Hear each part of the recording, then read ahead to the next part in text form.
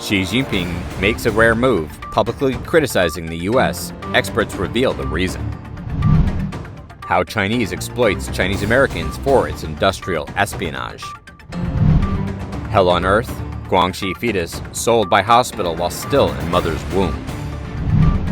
China's sanctioned AI firm skirts controls through third parties. Experts reveal the reason.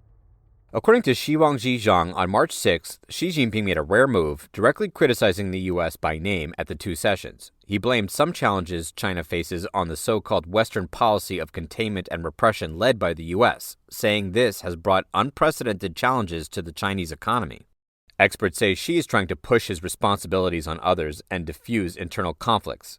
Xinhua News reported on March 6 that when Xi Jinping attended the Chinese People's Political Consultative Conference, he said the external environment had changed rapidly over the past 5 years. As a result, the uncertainty and unpredictability factors have increased significantly. He also directly criticized the U.S., saying the Western countries led by the U.S. has taken comprehensive measures of containment, encirclement, and repression against China, bringing unprecedented challenges to China's development.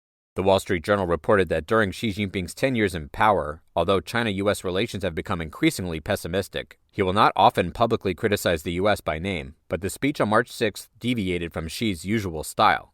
DW reported that Xi Jinping chose to blame the U.S. at a meeting with economists, appearing to be trying to shift his responsibilities. Why? Because many of Xi Jinping's policies, such as zero COVID, led to the current situation in China. According to the Wall Street Journal, China's economy has been damaged by a series of repressive policies implemented by Xi Jinping over the years. For example, crackdowns on technology companies, education and training industries, or the strict zero-COVID policy has caused severe damage to the Chinese economy and people's livelihoods. In addition, U.S.-China tensions have become more apparent regarding trade, technology, and geopolitics. Besides, Western countries have opposed and warned Beijing about supplying lethal weapons to Russia. Scott Kennedy, a research fellow at the Center for Strategic and International Studies, CSIS, reminded Washington to understand how the Chinese Communist Party, CCP, views the U.S. Xi Jinping's direct criticism of the U.S. reduces the likelihood that China will make concessions. Tang Jingyuan, a senior media person, said, Xi Jinping's logic is typical of the CCP's logic. If China didn't infiltrate, disintegrate, and steal from the U.S. for decades long, or openly broke trade rules and threatened to overthrow U.S. leadership and existing international rules, how can the U.S. defy its damages to separate from China? It was China who launched the attack first. The U.S. was forced to fight back. This is the right cause and effect relationship. The U.S.'s allies responded to the call because they also sensed China's aggression and destructiveness. Others want to sell or not sell what they produce to anyone. That's their right. But the CCP's logic is if you won't let me steal, won't allow me to take what I want, you are a tyrant and oppressor. This kind of logic makes no sense. Tang Jingyuan added, China has preached that East rises, West falls. If everything in China is stronger than the U.S., don't rely on the U.S. China can do it themselves. Yet you must rely on and attack the U.S. Xi Jinping's logic itself is contradictory. Zhang Nanhai is facing many difficulties, such as economic recession and geopolitics. When Xi Jinping gave his first speech at the CCP's National Congress on March 5th, he stated, First, we must hold our rice bowls. Second, we must support the high-end manufacturing industry's growth. The Chinese economy is currently in a severe recession. On the one hand, the CCP's 3-year zero-COVID policy has had a very negative impact, such that foreign companies' confidence in China's business and investment environment has been seriously reduced. As a result, many companies have moved production out of China. On the other hand, a large amount of foreign capital has also left China. On the other hand, after the end of zero COVID, the enormous debts of local CCP authorities caused the economy to stagnate and crisis.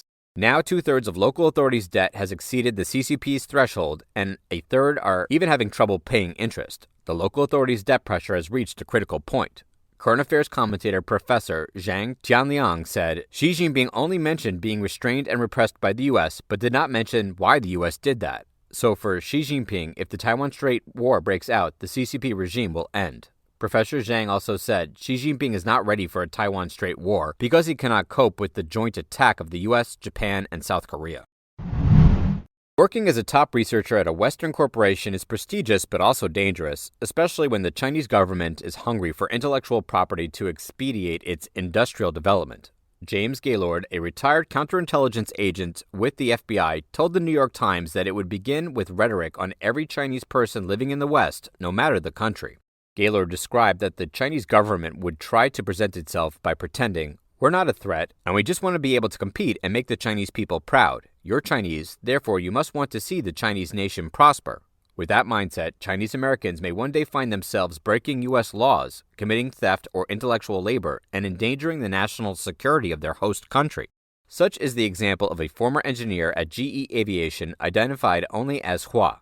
One day, he was invited to deliver a speech at the Nanjing University of Aeronautics and Astronautics, NUAA. He did not doubt the sudden recognition. He told NYT, "I felt honored to be invited to give a talk." The engineer traveled to China and gave a presentation in which he carefully avoided GE's proprietary information. When he finished, the students began to question him on the very knowledge he wanted to keep out. Hua told them, "I am just using this picture as an example, but I cannot share the details of what we are designing or using." Not everyone managed to keep their guards as high. Gaylord said when interviewed with the FBI, many scientists and engineers admitted, after a while, you start to break down. You can't keep saying, "I can't talk about this." You then start answering around the edges, giving away more and more. That begins their unexpected descent into illicit activities. Big money is the next pitfall the Chinese government would present. In the case of Hua, he was given $3,500 in reimbursement for his plane ticket and a reward for his presentation at NUAA. But the FBI intervened before the Chinese government successfully attempted further steps. Hua was interrogated and lost his job. Luckily, he was recruited as part of the Bureau's counterintelligence operation.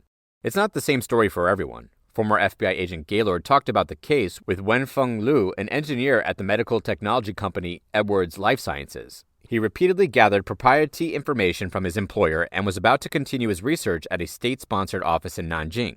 Gaylord said, in other words, he steals the R&D cost our company incur, and he goes there and develops it for a lot cheaper, and has the whole China market without revenues going to the American companies. When the U.S. tracked down the Chinese agent that attempted to recruit Hua and brought him to court, Hua was struck by his background. He also had undergraduate and graduate engineering degrees. The former GE engineer sympathized. He was just doing what he was asked to do. He's not my enemy. We're all just normal people.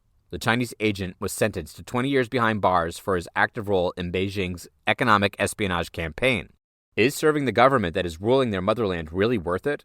John Demers, former Assistant Attorney General for National Security, said in 2018, "No one begrudges a nation that generates the most innovative ideas and from them develops the best technology. But we cannot tolerate a nation that steals our firepower and the fruits of our brain power." As reported by Vision Times recently, a hospital in Guangxi province, China, has swapped a woman's twin B ultrasound result for a single fetus to secretly sell one of the babies while it was still in the mother's womb. On March 6th, the Twitter account @TruthMedia2 tweeted, "A fetus was sold by the hospital while it was still in the womb." In the video, a woman says she saw something that made her angry. She said that the hospital exchanged a pregnant woman's ultrasound at a Guangxi maternal and children healthcare center. She had twins, but the ultrasound was changed to a single child because that child was pre-ordered. She said, "Tell me what this is. Can you call this human? Is this the devil? Can a human being do this? There are so many employees in both the outpatient clinic and B ultrasound room. Looks like this is a criminal gang." The woman continued, "Many kids in kindergarten, elementary school, middle school, and high school have disappeared, and they were publicly kidnapped. Not even a newborn child now is spared." She angrily said the offender was only sentenced to 6 years in prison. "Isn't the sentence too light? I feel the law is very lenient with this." The woman said now Chinese people don't dare to have children even when the government lowered the legal marriage age to 18. Nobody wants to see their children grow in such bitter times. After the baby is born, it will have to suffer a great deal of anxiety, fatigue, burden, and danger. To this, Vision Times quoted some netizens as commenting, "Only 6-year sentence because they are all accomplices. Without this government support, how could the live organ trade be so rampant?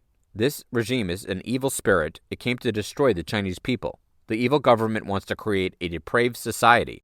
Destroying the CCP is the only way. Down with the evil CCP."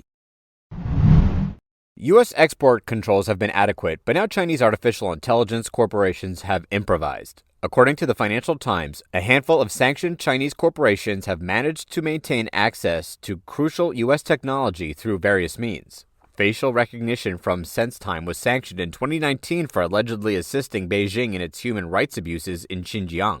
Despite this, the company has kept its hands on U.S. technology through purchases from third parties or affiliates which Washington does not target. State-sponsored voice recognition firm iFlyTech was also sanctioned around the same time for similar reasons. However, sources said it has switched to renting cutting-edge chips instead. The company now rents NVIDIA A100 chips, a critical element that powers AI supercomputers. It is a costly option, but the rented chips can train datasets on other companies' computer clusters, according to one unnamed executive at the firm. The person said, "It's like a car rental system. You can take the chips out of the facility. It's a huge building with a computer cluster, and you buy time on CPUs, central processing unit, or GPUs to train the models."